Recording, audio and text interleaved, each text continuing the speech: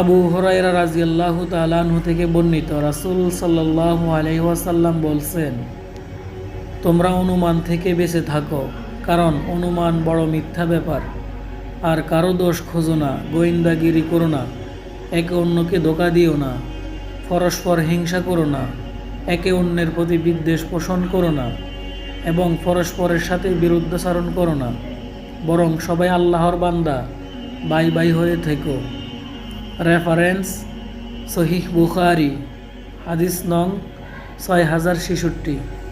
আবদুল্লাহ ইবনে মাসউদ রাদিয়াল্লাহু তাআলা আনহু থেকে বর্ণিত, তিনি বলেন, রাসূল সাল্লাল্লাহু আলাইহি ওয়াসাল্লাম বলেন, কেউ যদি মিথ্যা শপথের মাধ্যমে তার মুসলিম ভাইয়ের মাল আত্মসাৎ করে, তবে আল্লাহ তাআলার সাথে তার এইরূপ অবস্থায় সাক্ষাৎ হবে যে তিনি তার প্রতি ক্রোধান্বিত থাকবেন। রেফারেন্স: জামিয়া আত-তিরমিজি, হাদিস নং 3012। সুমামা ইবনু আবদুল্লাহ রাদিয়াল্লাহু তাআলা আনহু থেকে বর্ণিত, তিনি বলেন, আনাস রাদিয়াল্লাহু তাআলা আনহুর নিয়ম ছিল, তিনি 2 কিংবা 3 নিঃশ্বাসে পাত্রের পানি পান করতেন। তিনি ধারণা করতেন যে নবী সাল্লাল্লাহু আলাইহি ওয়াসাল্লাম 3 নিঃশ্বাসে পানি পান করতেন। রেফারেন্স: সহিহ বুখারী, হাদিস নং 5229। সাঈদ ইবন মুসআব রাদিয়াল্লাহু তাআলা আনহু থেকে বর্ণিত, তিনি বলেন, আমি কি তোমাদের এমন কাজের সন্ধান দিব যা বহু নামাজ ও অনেক সাদাকা হতে উৎকৃষ্ট?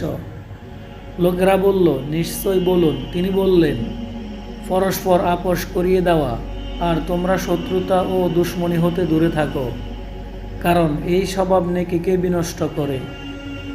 রেফারেন্স: মুয়াত্তা মালিক, 1675। আবু হুরায়রা রাদিয়াল্লাহু তাআলা আনহু থেকে বর্ণিত, তিনি বলেন, রাসূল সাল্লাল্লাহু আলাইহি ওয়াসাল্লাম পানির মুখে আঘাত করতে এবং মুখে দাগ লাগাতে নিষেধ করেছেন। রেফারেন্স: সহিহ মুসলিম, হাদিস নং 2116।